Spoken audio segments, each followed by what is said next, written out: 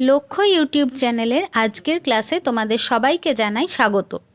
Thumbnail থেকে তোমরা জেনেই গেছো আজ আমাদের আলোচ্য বিষয় কমিউনিকেশন। এটা পার্ট 1। এখানে আমরা কমিউনিকেশনের ইন্ট্রোডাকশন নিয়ে আলোচনা করব। কমিউনিকেশন থেকে কীরকম প্রশ্ন আসে, আমাদের এই ইউনিট থেকে কি কি পড়তে হবে, এগুলো আমরা দেখে নেব।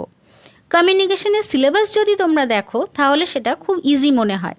সবার মনে হবে যে এখানে এমন কিছু কঠিন বা গুরুতর বিষয় নেই বা এটা শেষের দিকে করলেই হবে, কিন্তু এরকম একেবারেই নয়। এখানে যেরকম প্রশ্ন আসে তা বেশ ডিফিকাল্ট লেভেলের। তাই সিলেবাসে স্পষ্টভাবে দেওয়া নেই, কিন্তু প্রশ্ন আসে এইরকম বিষয়গুলোও আমরা এখানে দেখব। বেশ কয়েকটি পার্টে অল্প অল্প করে ডিটেলসে আলোচনা করে আমরা এই কমিউনিকেশন অর্থাৎ ইউনিট 4 দেখে নেব। চলো তাহলে শুরু করি। কমিউনিকেশন অর্থাৎ যোগাযোগ অনেক রকমভাবেই সম্ভব। এখানে আমরা প্রথমে আগে দেখে নেব সিলেবাসটা দেখে তো প্রথমে মনে হয় সেরকম কিছুই নেই, 1-2 দিনে শেষ হয়ে যাবে, কিন্তু তা একেবারেই নয়। প্রথমেই আছে meaning, types and characteristics of communication. এখানে সবথেকে বেশি কোয়েশ্চেন আছে টাইপস থেকে। নেক্সট আছে effective communication, verbal, non verbal, intercultural and group communication, classroom communication ইত্যাদি। এখানে ভার্বাল, নন ভার্বাল বা অন্যান্য কমিউনিকেশন কিভাবে এফেক্টিভ করতে হয় সেগুলো আমাদের পড়তে হবে। তারপরে ব্যারিয়ার্স টু এফেক্টিভ কমিউনিকেশন, ব্যারিয়ারটাও খুব ইম্পর্টেন্ট। তারপর মাস মিডিয়ার মধ্যে টাইপস, ইনস্টিটিউট, ইল এফেক্ট, সোসাইটি এফেক্ট, এগুলো আমাদের পড়তে হয়। এছাড়াও কিছু টার্মসও আমাদের জেনে নিতে হবে। 2023 জুন বা ডিসেম্বরের কোয়েশ্চেনে দেখা গেছে research communication, Buddhist communication, Hindu কমিউনিকেশনের ওপর কোয়েশ্চেন এসেছে। এখানে model of communication, meta communication, semiotics, এগুলো কিন্তু আমাদের এখান থেকে পড়তে হয়। এই সমস্ত কিছু আমরা ধীরে ধীরে এই চ্যানেলে কভার করব। তার জন্য তোমরা চ্যানেলটা সাবস্ক্রাইব করে পাশে থাকা বেল আইকনটা ক্লিক করে দিও, তাহলে যখনই ভিডিও আপলোড করা হবে প্রথমেই তোমরা নোটিফিকেশন পেয়ে যাবে। এবার মূল আলোচনায় আসি। কমিউনিকেশনের মূল বক্তব্য হলো কমননেস স্থাপন করা, অর্থাৎ মিউচুয়াল আন্ডারস্ট্যান্ডিং। এখানে দুটো ল্যাটিন ওয়ার্ড কমিউনিকেয়ার এবং কমিউনিস, এই দুটো শব্দ থেকে এই কমিউনিকেশন শব্দটা এসেছে। অর্থাৎ এটিমোলজি বা ব্যুৎপত্তিগত অর্থ বলতে আমরা যেটা বুঝি। এখানে 2017 থেকে কিন্তু এই দুটো টার্ম নিয়ে কোয়েশ্চেন এসেছিল।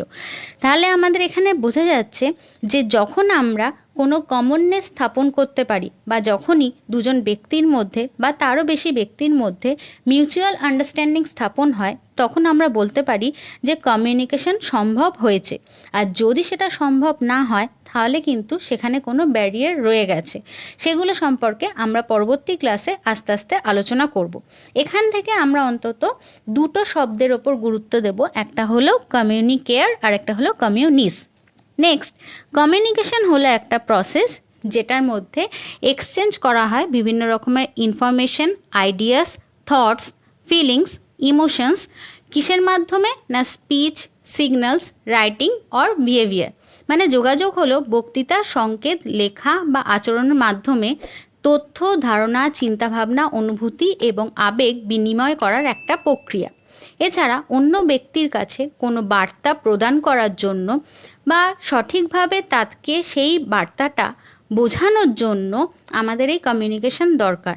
আর এই কমিউনিকেশন তখনই সাকসেসফুল হবে যখন একজন ব্যক্তি যেভাবে সেই বার্তাটিকে পাঠাচ্ছেন, যিনি অন্য প্রান্তে আছেন এই বার্তাটিকে গ্রহণ করছেন, তিনি সেই একইভাবে সেই বার্তাটি গ্রহণ করছেন বা নিচ্ছেন বা বোঝার চেষ্টা করছেন।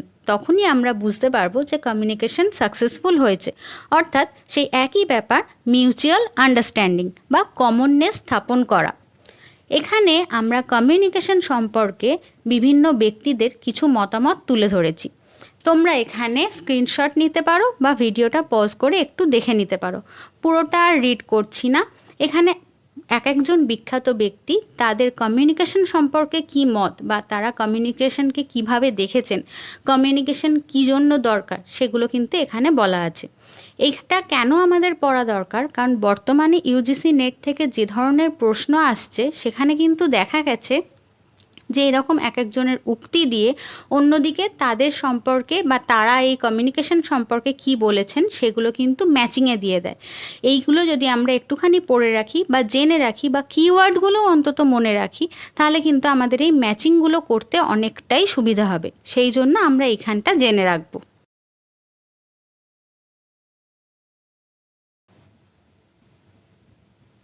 এরপর আসছে দ্য সিগনিফিক্যান্স অফ কমিউনিকেশন, অর্থাৎ যোগাযোগের তাৎপর্য।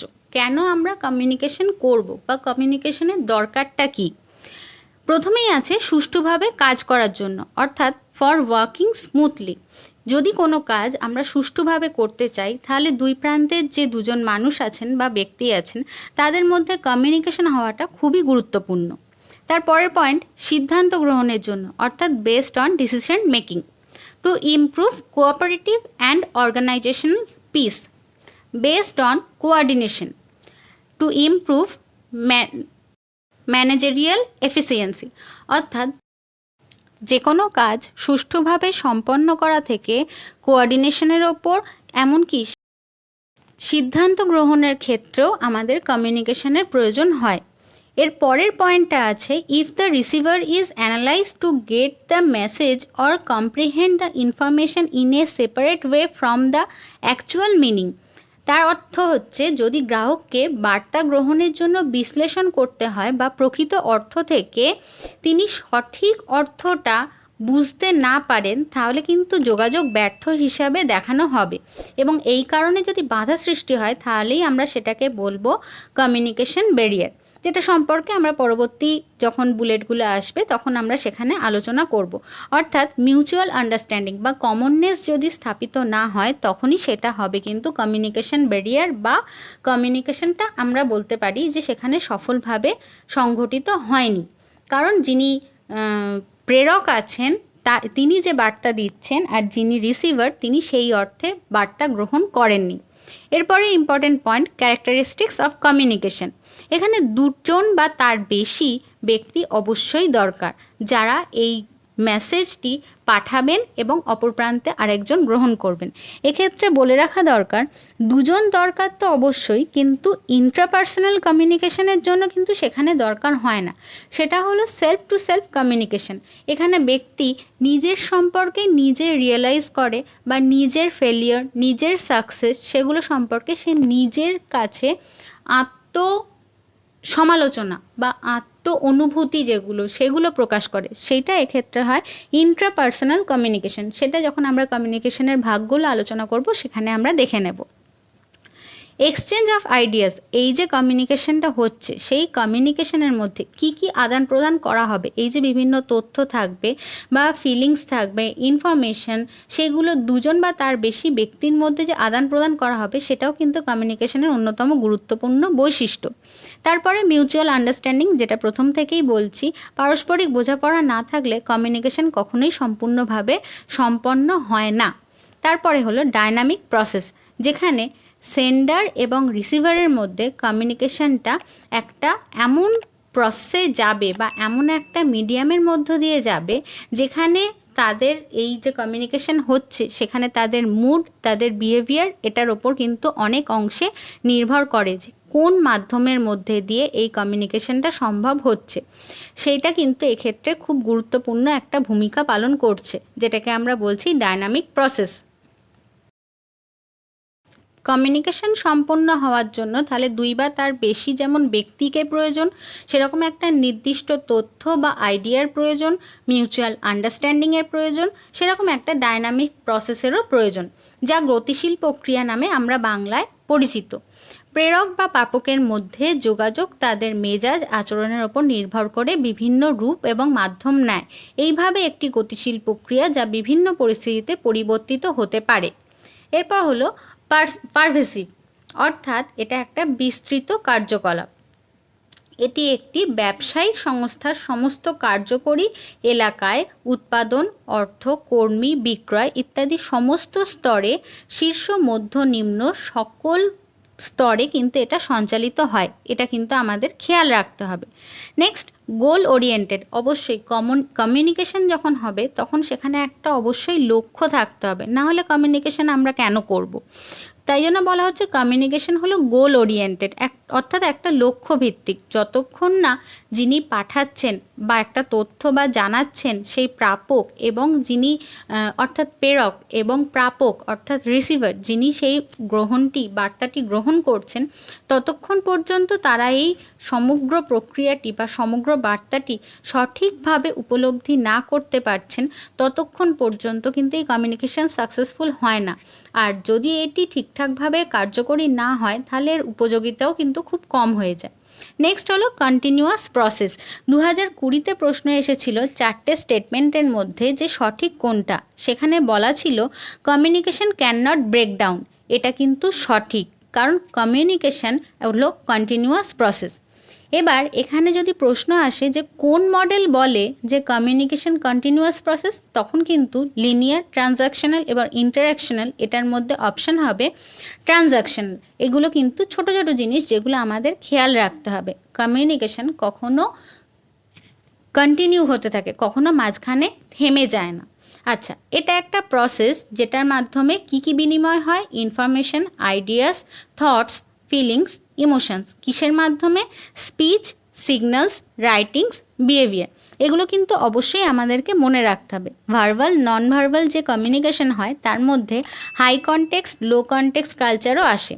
হাই কনটেক্সট কালচার হলো নন ভার্বাল কমিউনিকেশন এখানে ভালো হয়, অর্থাৎ ভার্বাল তো বোঝাই যায়, পাশাপাশি বিভিন্ন বডি ল্যাঙ্গুয়েজ, এক্সপ্রেশন, টোন এগুলো কিন্তু এই হাই কনটেক্সটের মধ্যে বোঝা যায়। আর লো কনটেক্সট কালচার শুধুমাত্র ভার্বালকেই অ্যাকসেপ্ট করে বা মেনে চলে।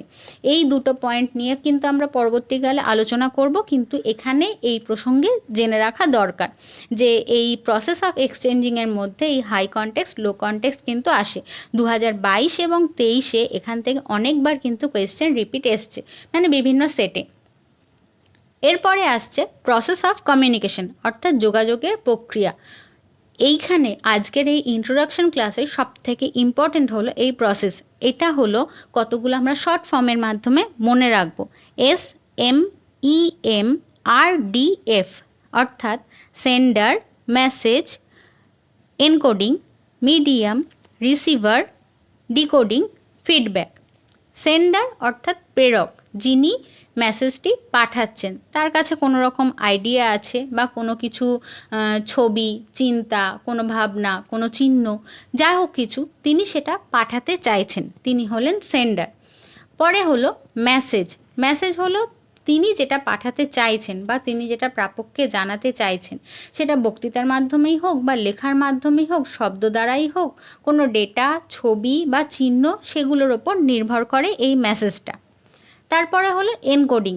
এনকোডিং হলো সবথেকে গুরুত্বপূর্ণ এখানে, সেটা ওয়ার্ডও হতে পারে, কোনো ছবিও হতে পারে।